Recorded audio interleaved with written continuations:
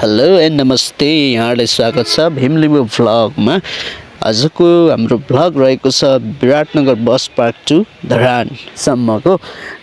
यो भिडियोले अन्तिमसम्म हेरेर साथ सपोर्ट दिनु होला र च्यानललाई पनि सब्सक्राइब गरिदिनु होला। यात्रा सुरु भएको छ हाम्रो विराटनगरदेखि धरानसम्मको दृश्य अहिले इटहरीको हो यो।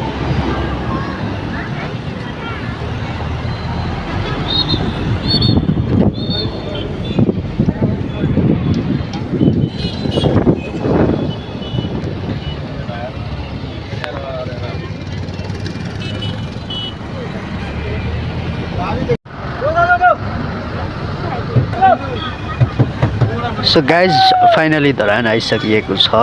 यो धरानको दृश्य घरडागरको दृश्य हेर्दै हुनुहुन्छ यतिखेर। यहाँ घरडागरमा आज त्यहाँभित्र गएर कस्तो छ त्यो पनि तपाईँहरूलाई देखाउँदैछु ल। कृपया भिडियोलाई अन्तिमसम्म हेरिदिनु होला।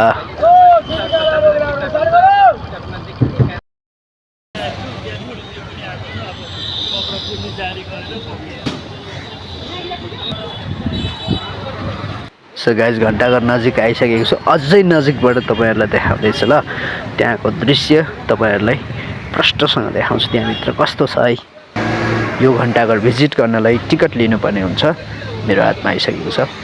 आउनुहोस् यहाँभित्रको दृश्य हेरौँ र यहाँबाट धरान सहर कस्तो देखिन्छ एकचोटि अवलोकन गरी हेरौँ न, होइन?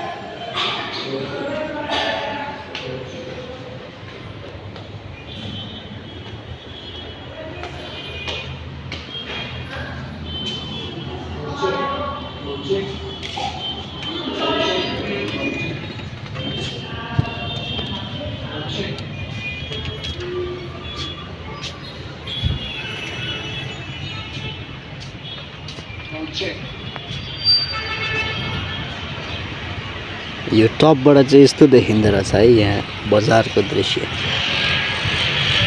हेर्नु त कति सुन्दर देखिन्छ, होइन?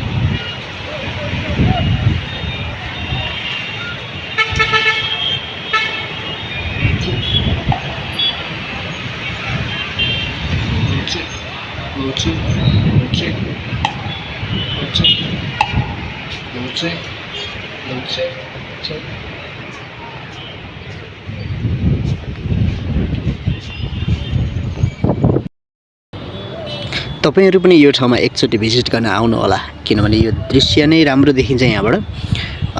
धरानको एक मात्रै सानो भनौँ न यो घण्टाघर। यो एकदमै पुरानो पहिले बनेको धरानको, होइन, बाल्यकालदेखि नै मलाई याद भएको। यो एकदमै सुन्दर रहेछ। आज यहाँ आएर हेर्दाखेरि साँच्चीकै रमाइलो लाग्यो।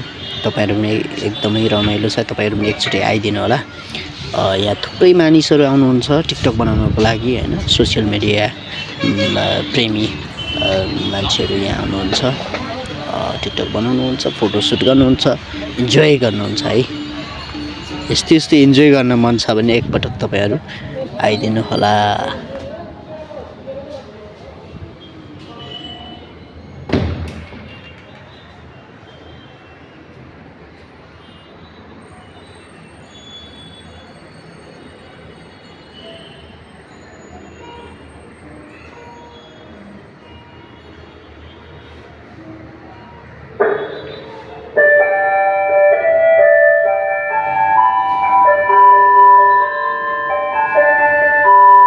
हामीले यो जुन आवाज सुन्दैछौँ यो घन्टाघरको अलार्म हो।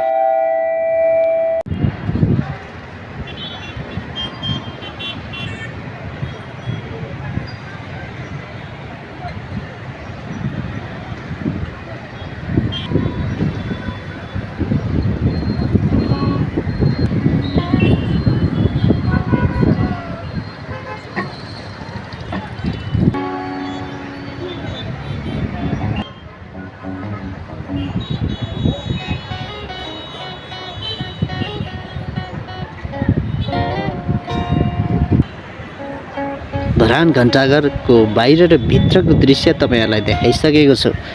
कस्तो लाग्छ कृपया कमेन्टमा लेख्नुहोला। अब भने म तल झर्नुपर्ने हुन्छ। त्यसपछि आजको भ्लगलाई यही अन्त्य गर्नुपर्ने हुन्छ मैले। गाइज हेर्न सक्नुहुन्छ म तल झरिसकेको छु। अब म एकजना साथीको रुममा जान्छु, त्यहीँ रेस्ट गर्छु।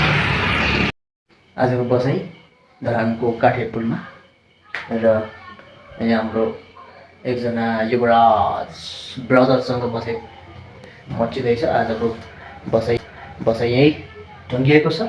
आजको भ्लग यहीँसम्म हो र अर्को नेक्स्ट एपिसोड भ्लग भोलि बिहानै सुरुवात हुनेछ। त्यतिन्जेलको लागि यहाँहरूको निद्रा मजाले पुगोस्। Good night, bye. Good night. के भन्न चाहनुहुन्छ? म त के भन्न चाहन्न। के भन्न चाहनुहुन्न भने पानी फेर्नुहोस् त्यसमा। Thank you.